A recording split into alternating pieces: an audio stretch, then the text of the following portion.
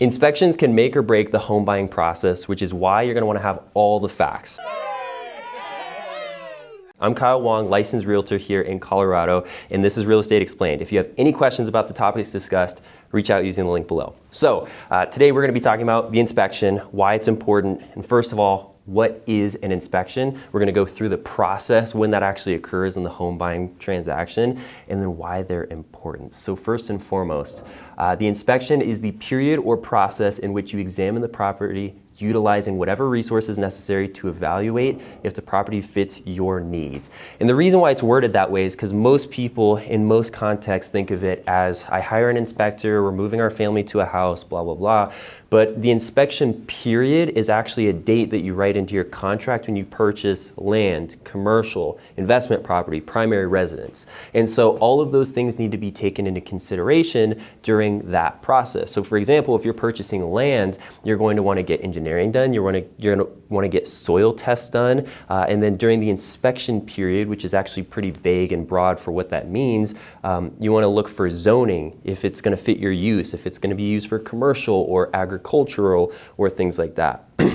The other thing that's really important to remember is that your agent, your real estate agent, is not liable for the inspection or lack thereof. So if you just say, hey, I'm going to send my dad out there to look at the property, great. You are not legally obliged to send any specific person or pay for any specific service. It is just the period in which you are allowed to find out more details about the property prior to purchase, which is why I think it's so important. So secondly, the process. First and foremost, it happens generally right after you go under contract. I would say within the first 1 or 2 weeks, depending on, of course, how you have your dates set.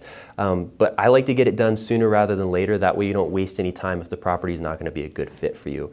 Your agent, I will always have great recommendations, but of course you can use whomever you want. Your dad, your uncle, a licensed inspector, always recommended, but it's up to you.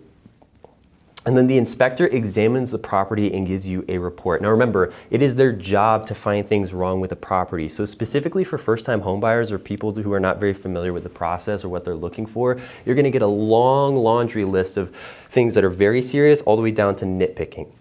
Lots of the items are going to be small line items that are not really a big deal, but it's their job to find things wrong with it. So for example, they're going to go through and do radon tests if you ask for that, sewer scope, which is very important, roofs, foundation. But it's important to remember that most inspectors are not experts in any given field. So when you hire an inspector to come look at a house, they will give you a laundry list of things like I had mentioned, but they're not foundation experts. Yeah, there may be some lateral cracking, but they don't know exactly to what extent or what that's going to mean for you or the home. They may do a soil test, but they may not give you all of the details of what's required for digging out a foundation for a basement. So lots of little details you're going to want to look out for. And if there is anything that comes up on an inspection report, hey, radon levels are pretty high, might want to get these checked. Cool, well then you're going to have to hire a radon mitigation company afterward to get a good answer. But the inspector is somebody who works for you as the client, as the buyer, or what I always recommend if you're selling a house is actually get a pre-inspection report, because you don't want any surprises coming up anywhere along the process and all of a sudden your buyer's like, hey, foundation issue, we're going to need $30K off the asking price. Ooh, that's going to be a big hit. So after reviewing the report, you have 3 options. You can either move on, as in going along with the contract. Cool, we're cool with these, we're ready to go along. You can walk away up to that certain date that you set, or you submit your inspection objection. So it goes with 2 documents. When you submit your inspection objection as the buyer, it's just you saying, hey, these are the things that came up during our inspection period that we object to. No specifics are laid out in this document. Then the seller comes back with the inspection resolution, right? And they can do one of 3 things. Either they can say no, kick rocks, sold as is, we're not doing anything about it.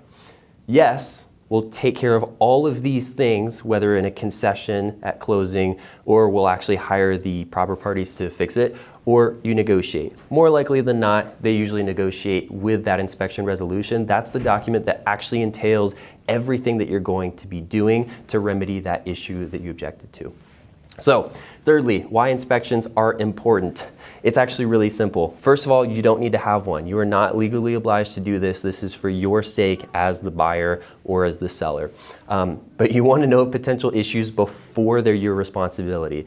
Specifically when it comes to things like radon, which is a carcinogenic gas that comes up through the soil, and people from out of state always think I'm making that up, but it's true.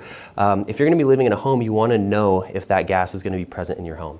Secondly, big one is a sewer scope. So it's usually an add-on and not typically included in every inspection, but it's very important because that can be a potentially $10,000, $15,000, $20,000 repair if there's a cracked line, if there's root intrusion or anything like that. And as soon as you sign it over and it's your house, guess what? Now that's your responsibility and you have material facts awareness of this issue. So that was it.